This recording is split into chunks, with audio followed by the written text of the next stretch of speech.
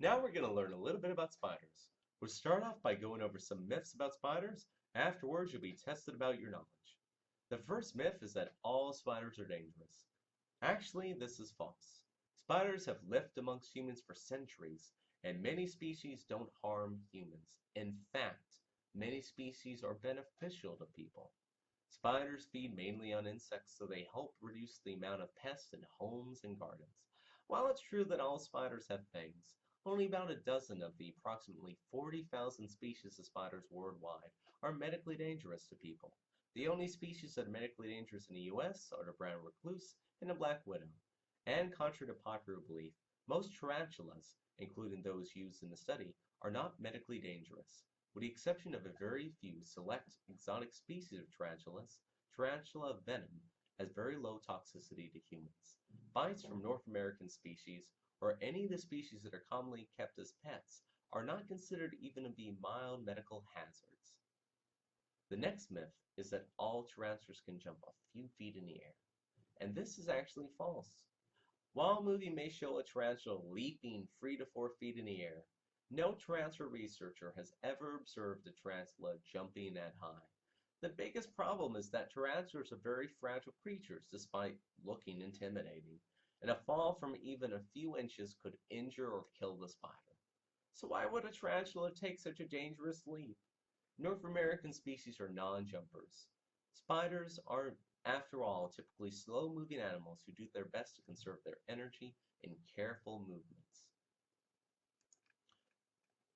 The next myth is that if you feel afraid of a spider, it must be dangerous. This is false.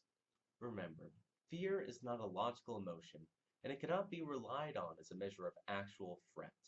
Many non-dangerous animals take advantage of this fact by mimicking the patterns of more threatening creatures, in order to trick larger animals and people to be afraid of them. For example, the non-venomous king snake has evolved to mimic the color patterns of the venomous coral snake in order to trick larger animals to be afraid of it. Similarly, even though the transfers used in the study may look creepy, they are in fact passive animals that pose no medical danger. The next myth is that spiders frequently bite people, and this is actually false. Unlike mosquitoes, spiders do not seek out people in order to bite them. Since spiders feed on large invertebrates, they don't have really any interest in biting people most of the time. Generally, a spider doesn't try to bite a person unless it's being squeezed, laid on, provoked to defend itself in some other way.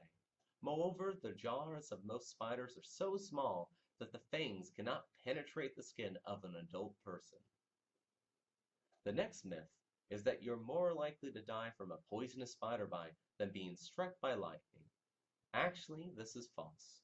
Based on records in the US from 2002, the odds of dying from a poisonous spider bite in a given year was just 1 in 29 million. So in any given year, the probability of dying from a poisonous spider bite in the US is less than 0.0000001%.